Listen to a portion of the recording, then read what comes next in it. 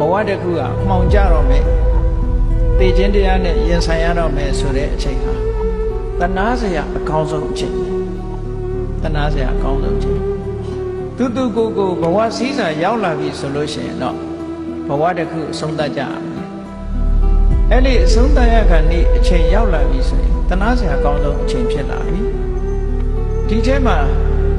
သိခြင်းတရားနဲ့ရင်ဆိုင်ရတယ်ဆိုတဲ့နေရာမှာလွယ်လွယ်ကူကူနဲ့သိခြင်းတရားကိုရင်ဆိုင်ရတာမဟုတ်ဘူးခက်ခဲနဲ့သိခြင်းတရားကိုရင်ဆိုင်ရတာလောကမှာနေမင်းကြီးမှောင်သွားလို့ရှိရင်ရှေ့လျှောက်လန်းရမယ့်ခရီးဟာမမြင်ရတယ်လို့ပဲဘဝစည်းစာရောက်လာပြီဆိုလို့ရှိရင်ထိုပုဂ္ဂိုလ်ရဲ့မမြင်နိုင်တဲ့အရာတွေကဘယ်နှခုရှိသလဲလို့ဆိုလို့ရှိရင်မမြင်နိုင်တဲ့အရာတွေဟာလူတစ်ယောက်မှာပါတော့ဆိုဇီဝိတံဘလောက်နေရအောင်မဲ့ဆိုမသိတို့အသက်ဟာဘလောက်ရှင်ပဲဆိုတာဘယ်သူမှကြိုပြောလို့မရဘူးတဲ့လောကကြီးမှာမသိနိုင်တဲ့အဲ့ဒါအေးဘလောက်ပဲချမ်းသာပါတယ်ဆိုမဲ့ရုတ်တရက်မတော်တဆ accident ဆိုတာမျိုးနဲ့သိဆုံးသွားတယ်အခုမာကြီးတော်ကြာမရှိတော့ဘူးဆိုတာမျိုးလည်းဖြစ်သွားတယ်ဘုန်းကြီးတို့တခါတော့က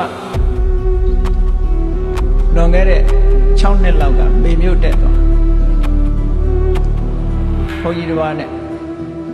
အဲ့ဒီဘုန်းကြီးရဲ့မိတ်ဆွေရန်ကုန်ကနေပြီးတော့တခါတယောက်ဖုန်းဆက်တယ်ဖုန်းထဲမှာစကားပြောသိမကြပါဘူးမေမြို့ကပြန်ဆင်းလာတဲ့အခါကျဖုန်းတကောဝင်လာခုနကဖုန်းဆက်တဲ့တကဆုံးလို့ဟုတ်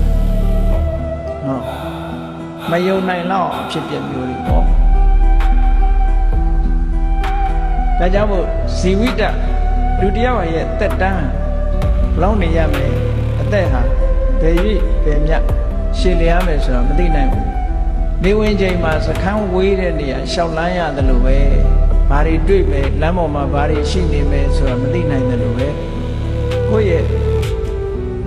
အသက်အတိုင်းအတာကန့်တတ်ဟာလည်းမသိနိုင်ဘူးတဲ့နောက်တစ်ခုကမသိနိုင်တာဘာလဲဘဝခရီးရှောက်လန်းတဲ့အခါမှာဘာယောဂနဲ့သိရမယ်ဆိုတော့မသိနိုင်အေးစီးကျူယောဂဖြစ်ပေမဲ့သွေးတိုးနဲ့သိခြင်းသိတယ်သွေးကြိုးယောဂရှိပေမဲ့လို့တခြားယောဂနဲ့သိခြင်းသိတယ်လုံးဝမျှော်မှန်းကြည့်လို့မရနိုင်ဘူးယောဂဝေဒနာနဲ့ပတ်သက်လာလို့ရှိရင်လေသိချာပေါက်မပြောနိုင်ဘူးတချို့မှာဆွဲနေတဲ့ဝေဒနာကတစ်မျိုးသိတဲ့အချိန်ကျတော့တခြားဝေဒနာနဲ့သိသွားတယ်ဟောဒါမျိုးတွေလည်းရှိဒါကြောင့်မို့ဗျာဒိဆိုတာလေကြိုတင်ပြောလို့မရဘူးတဲ့ကြိုတင်ပြောလို့မရတဲ့ဟာတခုပဲဘဝစည်းစာရောက်လာပြီဆိုလို့ရှိရင်ဒါတွေကပြောလို့မရနိုင်ဘူး